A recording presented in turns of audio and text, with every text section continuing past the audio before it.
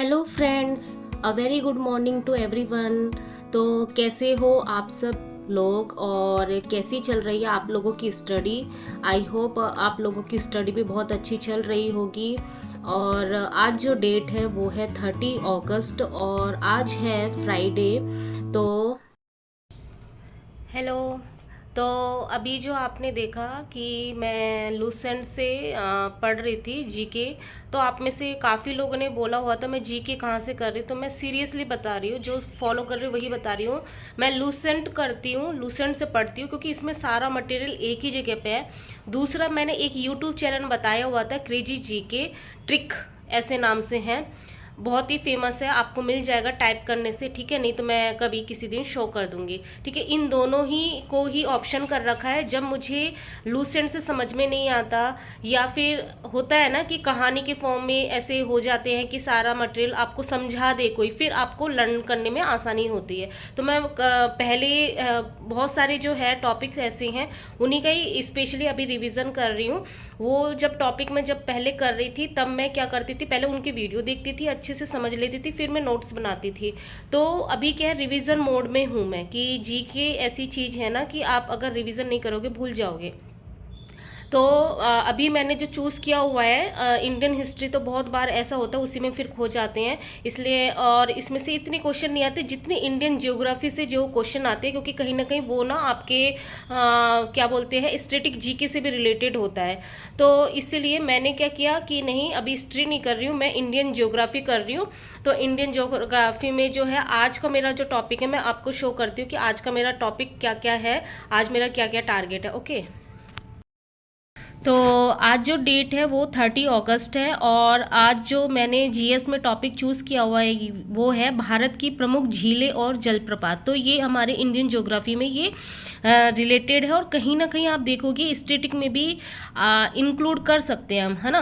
तो उसके बाद ये आज मुझे करना है। बेसिकली ये मेरा मतलब पुरानी, जब मैं 1 मंथ पहले, मतलब 2 मंथ हो चुके हैं मैंने रिवीजन नहीं किया, तब मैंने ये किया हुआ था। तो क्या हुआ कि नोट्स से तो मैं कर ही रही हूँ अपना रिवीजन, और बाकी जो एक्स्ट्रा है जैसे ये अभी मैंने किया, ठीक है। सॉरी, ये रहा। तो ये आज अभी मैंने किया भारत की प्रमुख झीलें और ये सारी, क्योंकि इसमें लूसेंट में क्या होता है ना, आपकी सारी चीज़ें एक ही जगह पे हैं, और अगर आप ध्यान से इसको पढ़ोगे ना, काफ़ी क्वेश्चन इसमें फंसते हैं। बस आपका वो होना चाहिए, पेशेंस होना चाहिए इसको पढ़ने के लिए। तो पूरी बुक पढ़नी नहीं होती है, जो मेन मेन टॉपिक होता है उससे रिलेटेड ही आप लूसेंट को यूज़ करो, ठीक है। धीरे धीरे आपका इंटरेस्ट बनेगा, तब आप उसको अच्छे से समझ पाओगे कि हाँ एक्चुअली में पढ़ना कैसे है, ठीक है। उसके बाद जो है जनरल मैथ में मैंने आज चूज़ किया एवरेज और एलसीएम। एक्चुअली छोटा सा ये, मतलब इजी टॉपिक इसलिए चूज़ किया क्योंकि बहुत सारे चैप्टर हमारे हो चुके हैं, परसेंटेज हो चुका है, प्रॉफिट लॉस हो चुका है, ठीक है। और जो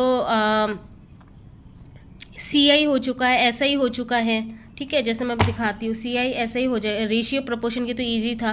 तो इतने सारे टॉपिक हो गए ना, अगर मैं रिवीजन नहीं करूँगी, प्रैक्टिस नहीं करूँगी ना क्वेश्चन की, तो मे बी मैं भूल जाऊँगी। इसलिए मैंने सोचा कि नहीं, एवरेज और एलसीएम ये इजी चैप्टर है, इसमें कुछ भी नहीं होता, प्रैक्टिस ही करनी होगी। और मेरा जो आदित्य रंजन सर का वो वीडियो भी हो जाएगा फिनिश। मेरा जो टारगेट है कि 4 सितंबर तक फिनिश करना है। वैसे तो सर का जो वीडियो है वो 4 सितंबर के आगे तक चलेगा, क्योंकि वो सर जो है वो जो अभी एग्ज़ाम चले हो उनके पर्पज़ से बना रहे हैं, ठीक है। तो मेरा उनके साथ तो नहीं हो पाएगा, जितना भी हो पाएगा 4 सितंबर तक मेरी कोशिश यही है कि मैं अपना पूरा जनरल मैथ कंप्लीट कर सकूं, क्योंकि उसके बाद मुझे मॉक लगाने हैं। और जब मॉक लगाऊंगी सब्जेक्ट, मतलब मैं जो मॉक देने वाली हूँ वो सब्जेक्ट बेस पे होगा, मतलब सेक्शन वाइज होगा, सॉरी सेक्शन वाइज, यानी जीएस का अलग 20 क्वेश्चन, मैथ का अलग, इंग्लिश का अलग, इस तरीके से। तो क्योंकि मैथ का तो डेली प्रैक्टिस करना पड़ेगा, जब मैं मॉक लगाऊंगी उसमें मिक्स सारे टॉपिक आएंगे। तो फिर क्या है कि मैथ में क्या, आपको पता है मैथ में ज़्यादा कंज्यूम करता है हमारा टाइम एग्ज़ाम टाइम पे, इसलिए मैं सोच रही हूँ कि जल्दी से जल्दी इसको फिनिश करूँ, तो मॉक मैं फिर अच्छे से दे पाऊँगी। तो सारे क्वेश्चन जब करने लगूँगी तो एग्जैक्टली कितना टाइम मेरा कंज्यूम हो रहा है, और मुझे अपनी स्पीड को इन्हेंस करने के लिए ये सब करना पड़ रहा है, ठीक है। और इंग्लिश में वही 10 वोकैब और 30 ईडियम्स। ईडियम्स मैंने इंक्रीज़ कर दिया क्योंकि बाकी और भी बाद में बहुत सारी चीज़ें भी करनी है, ठीक है। तो ये मेरा पेपर 1 में ये हो गया। तो मेरे 3 सब्जेक्ट है ये, अभी मैं 3 सब्जेक्ट ही लेके चल रही हूँ मतलब पेपर 1 में।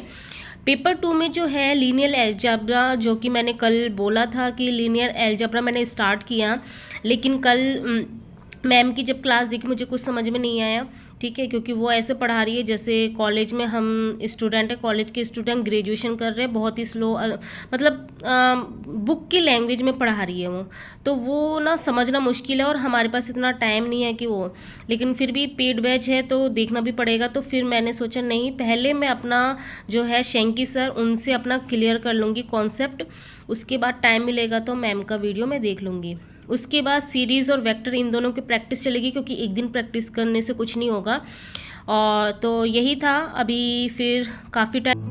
तो आज जो मैं आप लोगों के साथ डिस्कस करने वाली हूँ वो ये है कि एक न्यूज़ जो है वो वायरल हो रही है बहुत ज़्यादा। अब वो रियल है फेक है वो हम बाद में डिस्कस करेंगे, पहले मैं बताती हूँ वो क्या चीज़ है। एक्चुअली जो है हमारी जो DSSB में न्यू वैकेंसी 20,000 की ऐसी वैकेंसी की बात करी जा रही है कि नेक्स्ट ईयर हमारी जो हम देखने को मिल सकता है 20,000 की वैकेंसी। उसके अंदर क्या क्या पोस्टें होंगी, उसके अंदर हमारी TGT, PGT, PRT, NTT और जो हमारे नॉन टीचिंग स्टाफ है, इन सबको मिला के है, जिसमें से ऐसा बोला जा रहा है TGT की वैकेंसी ज़्यादा है।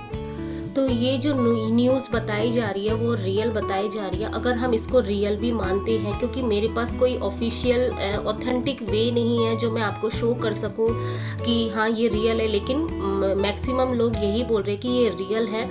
अगर हम इसको रियल मानते हैं तो आप ये सोचो कि अभी तो अगर इसकी नोटिफिकेशन अगर इसका आना होगा जो न्यू वैकेंसी का है तो अक्टूबर तक आ जाएगा, अदरवाइज नेक्स्ट ईयर ही समझो।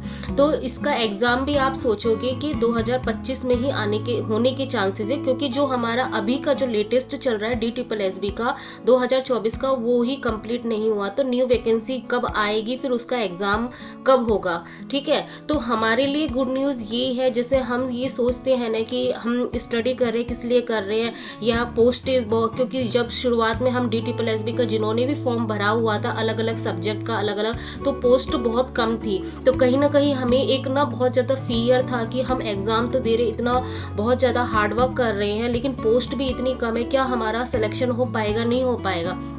तो आप ये देखो कि अगर ये जो वैकेंसी अगर रियल है तो कहीं ना कहीं हमारे सपोर्ट में कि वैकेंसी ऐड हो रही है ना, जो TGT PGT सब कैटेगरी में हमारी क्या पोस्टें नई वैकेंसी आएगी, तो वो एक तरीके से हमारे लिए इंक्रीज हो गई सीट। तो कहीं ना कहीं आपको ये सोचना चाहिए कि हम जो स्टडी कर रहे हैं वो हमारे लिए कितना बेनिफिशियल होगा, कि अगर बाई चांस 1% के लिए हम मानते हैं कि अगर हमारा कहीं से रह जाता है तो नेक्स्ट ईयर ही आपको ये अपॉर्चुनिटी मिल रही है कि आप उसके अंदर परफॉर्म कर पाओ और जॉब को सिक्योर कर पाओ।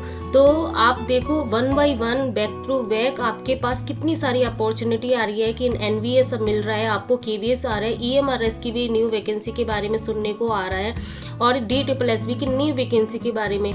तो ये जो हम स्टडी कर रहे हैं ना, तो ये मैं बोलूँगी कि इसको कंटिन्यू करना है, क्योंकि इतनी सारी अपॉर्चुनिटी सुनने के बाद अगर कोई पर्सन इसको इग्नोर करता है, स्टडी रोक देता है अपनी कि नहीं एग्ज़ाम तो हो नहीं रहे, हम स्टडी नहीं करते हैं, तो मेरे ख्याल से ये सबसे बड़ी भूल होगी, क्योंकि टीचिंग जॉब ऐसा जॉब है, बहुत अच्छी जॉब मानी जाती है, और इसमें स्ट्रगल भी बहुत होता है, क्योंकि ऐसा गोल्डन अपॉर्चुनिटी बहुत ही कम देखने को मिलता है जो हर एक साल में आपको वैकेंसी दिखने को मिलती है। नहीं तो आप हमेशा ही देखोगे कि 2 साल 3 साल का आपको वेट करना पड़ता है, और इसका जो लॉन्ग टर्म जो टीचर बनने की जर्नी है वो कितनी ज़्यादा हार्ड होती है। आपको BSc का ग्रेजुएशन करना पड़ेगा, आपको B.Ed करना पड़ता है, फिर उसके बाद CTET क्लियर करना पड़ता है, उसके बाद आप कैपेबल हो पाते हो। इसके बाद आप देखोगे यूपी जो है उसमें भी वैकेंसी की बात आ रही है, और सुपर टेट का जो नोटिफिकेशन है वो भी जारी हो चुका है। तो मैं ये बोलूँगी कि आप अपनी स्टडी को करते हुए रहिए, क्योंकि ये ऐसा जो गोल्डन चांस है वो हमें और कहीं नहीं मिलेगा। जो भी पर्सन ऐसे थे जिनको कहीं से भी मोटिवेशन नहीं मिल रहा था कि हम क्यों स्टडी करें, या कहीं ना कहीं ऐसा लगता है ना कि कोई एग्ज़ाम डेट फिक्स नहीं है तो अभी रहने देते हैं, हम स्टडी नहीं करते हैं। तो अब ये जो नई नई वैकेंसी के बारे में जो सुनने को आ रही, इससे कहीं ना कहीं आपको मोटिवेशन मिलेगा, मोटिव मिलेगा कि हमें पढ़ना है और अपनी जितने भी है एग्ज़ाम, ये नोटिफिकेशन आने से पहले अपना जो सिलेबस कंप्लीट कर ले, हम अपना नोट्स क्लियर कर ले, या जो भी आपने बैच परचेज किया है वहाँ से पूरा नोट्स बना के रख ले। और क्या है फिर उसके बाद आप मतलब अपना ज़्यादा से ज़्यादा सेल्फ स्टडी पे ज़्यादा फोकस हो जाए, क्योंकि कोई भी एग्ज़ाम है बिना सेल्फ स्टडी के हम उसको क्लियर नहीं कर सकते। क्योंकि जब भी हम कोई नया बैच खरीदते हैं या अपनी स्टडी स्टार्ट करते हैं तो हम या तो अगर हम बैच खरीदते हैं तब भी हमें ऑनलाइन स्टडी करनी पड़ती है, या हम कोई बैच नहीं खरीदते हैं तो हम क्या करते हैं यूट्यूब से ऑनलाइन स्टडी करते हैं। तो जो ऑनलाइन स्टडी होती है ना, तो उसमें काफ़ी टाइम हमारा कंज्यूम हो जाता है, फिर हमारे पास सेल्फ स्टडी का टाइम नहीं मिलता है। तो अभी जो टाइम है ना, इसमें क्या है, आप नोट्स बना लो अपनी जो ऑनलाइन स्टडी से, फिर आपके पास सेल्फ स्टडी का टाइम मिलेगा। क्योंकि जो भी टॉपर्स है उनका आप स्ट्रेटेजी सुनोगे तो वही बोलते थे कि वो सेल्फ स्टडी करके ही उनका जो सिलेक्शन हुआ है। क्योंकि जब भी आप सेल्फ स्टडी करने लगते हो तो उसके बाद ही आप उसको डेप्थ लेवल तक उसको मतलब समझ सकते हैं, अंडरस्टूड कर सकते हो। ओनली देखने से आपको, क्योंकि आप भी टीचर हो, आपने बीएड किया हो, आपको अच्छे से पता है कोई भी चीज़ देख के, सुन के, लिख के, मेमोराइज करके ही उसको याद किया जा सकता है। तो जब हम ऑनलाइन स्टडी कर रहे होते हैं तो हम ओनली क्या है, मूक दर्शक बन के देख रहे हैं, हम उसको ना क्वेश्चन सॉल्व कर पा रहे हैं, ना अपनी एक्टिविटी शो कर पा रहे हैं। तो सेल्फ स्टडी का जब हमें टाइम मिलता है तो ये सारी चीज़ें करने का हमें मौका मिलता है, हमें उसको डीप लेवल तक एनालिसिस करने का मौका मिलता है। तो इसीलिए जो अभी जो टाइम है ना, इसको ऐसे वेस्ट नहीं करना है।